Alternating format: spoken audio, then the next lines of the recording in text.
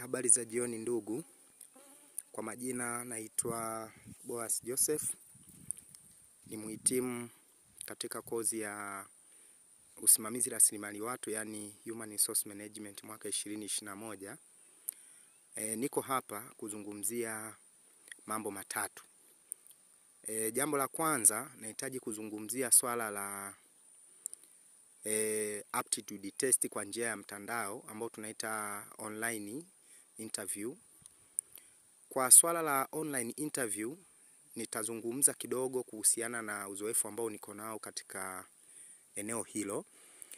By the way, nimewahi kuatendi interview kama 2 hivi ambazo zilifanyika kwa njia ya online.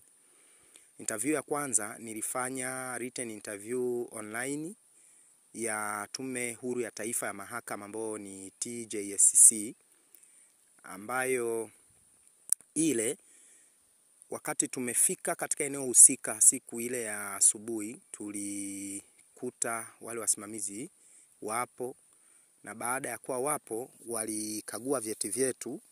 Walivyohakikisha kwamba kila mtu ana attachments ambazo zinahitajika kwa mujibu wa tangazo, walituingiza katika chumba cha interview, na baada ya kuwa tumeingia katika chumba kile cha interview, walituongoza kila mtu aka create account. Baada ya kucreate account, tulisubirishwa kidogo kwa ajili ya muda wa kuanza interview kukamilika. Baada ya kuwa muda ule umekamilika, tuliambiwa tuende katika eneo ambalo limeandikwa start quiz, sehemu ile ile ya account yako. Baada ya kuwa tumebonyeza lile eneo limeandikwa start quiz, yalitokea maswali, ambao maswali yale yalikuwa ni maswali ya kuchagua.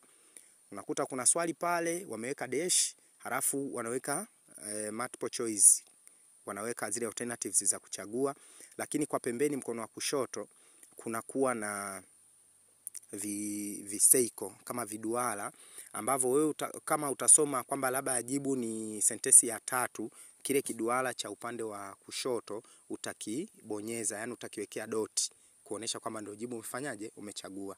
Baada ya kumekiwekea doti, ina maana kwamba ukishamaliza hapo, ukinext, lile swali linapotea, ndio linakuja swali lingine. Kwa hiyo ina maana unavyofungua swali la kwanza kwa ule mtihani, hakukuwa na maswali yote kwamba yanaonekana pale kwenye ile interface ya kioo cha kompyuta, ila tu lilikuwa linakuja swali moja moja. Kwa hiyo ukishamaliza swali moja, uka next, ndio linatokea swali lingine. Ukijibu ile swali la pili kwa utaratibu ule ule kwamba unasoma swali alafu kuna alternatives